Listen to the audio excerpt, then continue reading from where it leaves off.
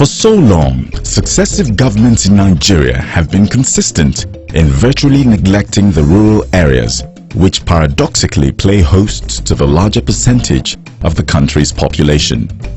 To redress the imbalance, the Fashola administration developed the Integrated Rural Development Strategy, a development concept designed principally to address the felt needs of the rural communities through the provision of basic infrastructure.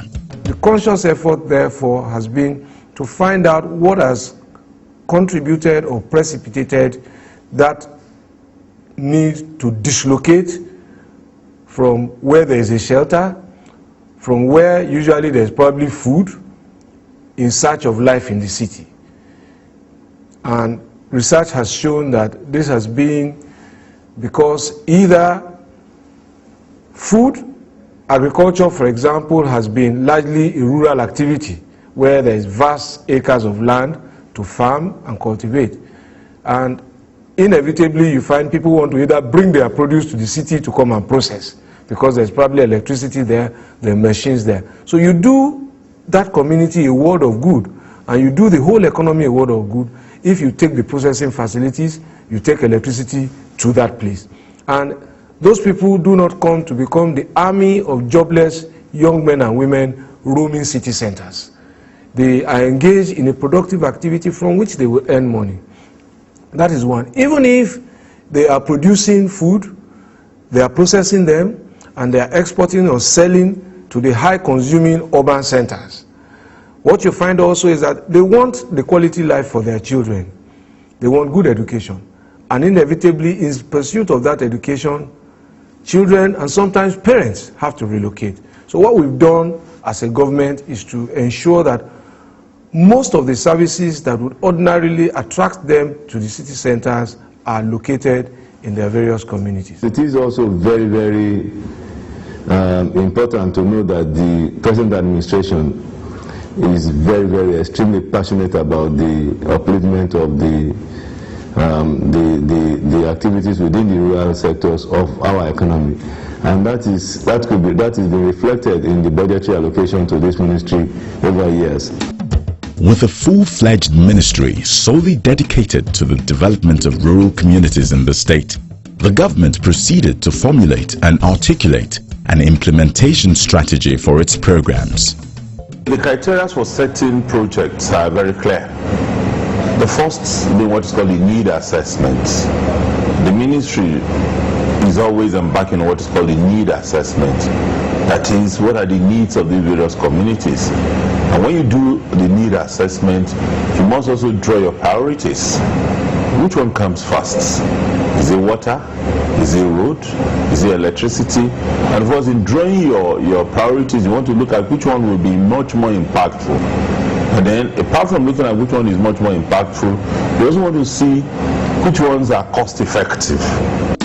Based on these criteria, projects were approved for execution in the rural communities in the following areas: provision of rural water and sanitation, rural electrification, road construction, food security, rural water jetties, community health centers, as well as community or town halls.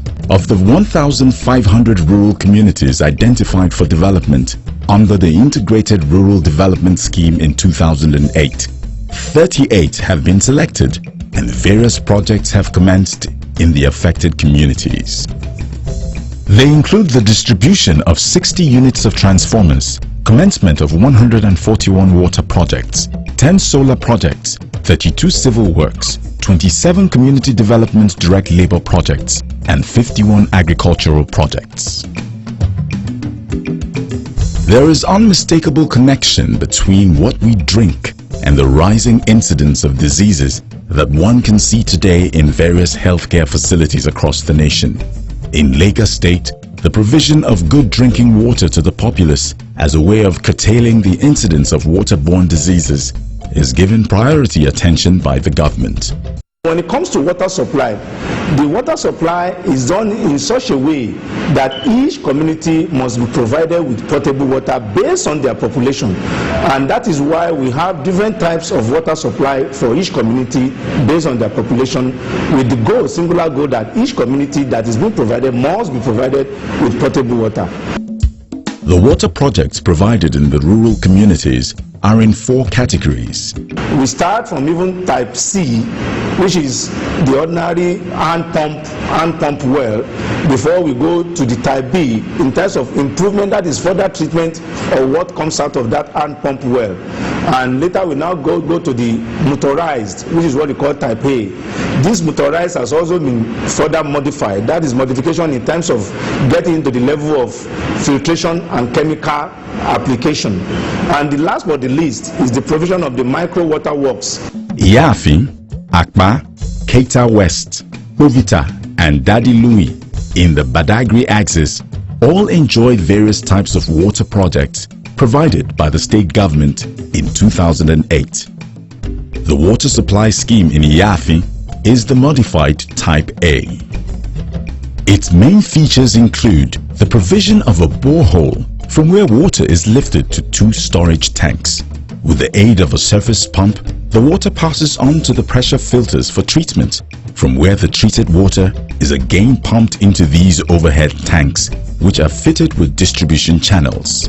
The community gets its supply through these channels. This scheme can conveniently serve a population of 2,500 inhabitants. Still in Badagry, this is Bovita, another community that has been provided the modified Type A water scheme. Keita West. Here, the state government has provided the Type B water scheme, a simple technology facility located within the premises of this school. In fact, I'm short of words because this thing came, when we did not even expect it. So I'm so happy with Governor Fashola's government. I'm happy with Lagos State government. I'm happy because they have remembered us here in Keita West. Aboru in Alimosho also has a modified Type A water project, just as Shala Town and Noforija in Ekpe. Similarly, 2 communities in Ikorodu have been provided the modified Type A water project model. Ladegboye and Agudumbu are the beneficiaries. Another type of water project is the Type D water scheme. It consists of a well with a bucket provided to draw up water by manually turning a wheel, which pulls the bucket up on a rope. This project is sited at Daddy Louis, a little community which takes its name from a Liberian called Daddy Louis, who settled in this area around 80